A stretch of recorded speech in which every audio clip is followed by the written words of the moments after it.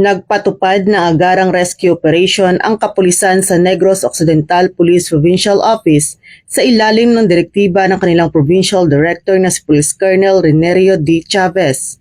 Katuwang ang Local Disaster Risk Reduction and Management Office sa Negros Occidental ng 19 ng Hulyo taong kasalukuyan. Layunin ng operasyon na mailigtas ang mga residente na apektado ng matinding pagbaha na dulot ng Bagyong Kising na nagdala ng malakas na pag-ulan at pag-apaw ng mga ilog.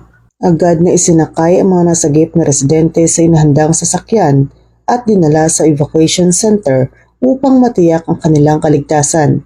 Kabilang sa mga iniligtas ang ilang pamilya mula sa mga mababang lugar na unang sinalanta ng pagtaas ng tubig.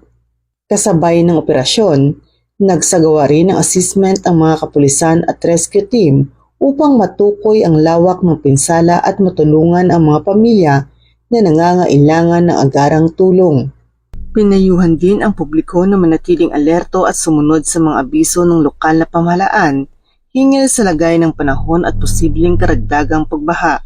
Nagbigay ng paalala ang kapulisan ng Negros Occidental Police Provincial Office at LDR-RMO na huwag bumalik sa kanilang mga tirahan hanggat hindi ligtas at laging dalhin ang mga pangunahing pangangailangan gaya ng pagkain, tubig, gamot at flashlight kapag kailangang lumikas. Ipinayo rin na iwasan ang pagtawid sa mga maragasang baha at laging makinig sa mga opisyal na anunsyo para sa kanilang seguridad. Patunay ang mabilis na aksyon ng Negros Occidental Police Provincial Office sa Isabela, Negros Occidental at iba pang apektadong parte ng rehiyon ng Negros Island, katuwang iba pang ahensya ng gobyerno sa kanilang malasakit at dedikasyon para sa kaligtasan ng mamamayan na patuloy na nagsisilbing gabay at katuwang ng komunidad sa oras ng sakuna.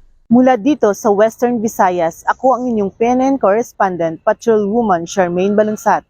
Alagad ng batas, tagataguyod ng Balitang Pulis.